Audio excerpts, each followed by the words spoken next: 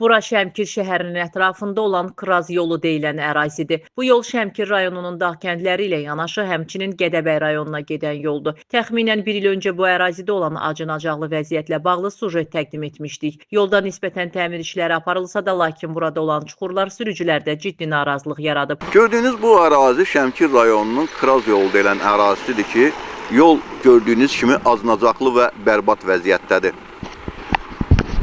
Yəni olur? Belədir, maşınımız, zavçasımız yuxarı tapamırıq vaxtı-vaxtıdır. Bu yolla mütəmadi gedib gəlirsiniz? Bəli, hər dəfə gedib gəlirik. Bu yolun bu cür olması Narahatçılıq yaradır.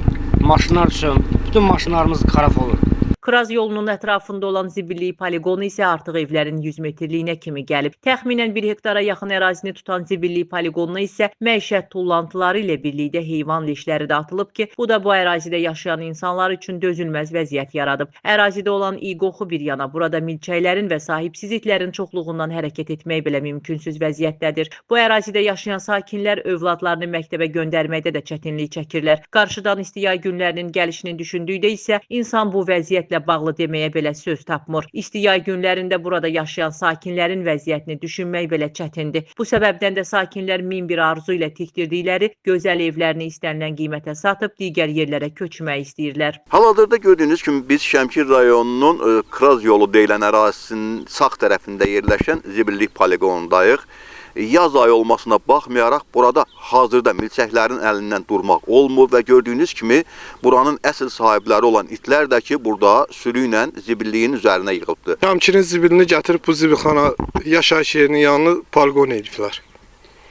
Burada biz baxdıq, yəni həm də heyvan leşləri var, bax digər leşlər var. Bax bu iyi qoxuda necə doğrudur? İyidən qoxudan satmaq istəyirik, heç alan da yoxdur. Satıb köçmək istəyirik. Şiştəpə Şəmkir şəhər ərazisində yerləşən beton üzlülü kanala da məişət tullantıları atılıb. Qeyd edək ki, kanala su buraxıldığı zaman bura atılmış məişət tullantıları birbaşa sakinlərin əkin sahəsinə axıdılır. Bura isə gördüyünüz kimi Şiştəpə Şəmkir rayonu ərazisində yerləşən beton üzlüklü kanaldır ki, kanal tamamilə antisanitar vəziyyətdədir və bura atılmış məişət tullantıları kanalı tamamilə yararsız hala salmaqdadır. Məsələyə münasibət bildirmək üçün Şəmkir şəhər mənzil kommunal müəssisələri kombinatına müraciət etdik. Şifahi olaraq müəssisənin baş mühəndisi Natiq Mansurov bildirib ki, həmin ərazidə inşa edilmiş evlər qanunsuzdur və onların heç bir sənədi yoxdur. Biz aidiyyatı qurumun şifahi də olsa məlumatını dinlədik, lakin təəccüblüdür. Görəsən doğrudanmı burada inşa edilən onlarla ev tikilən zaman aidiyyatı qurumlar bunu görməyib?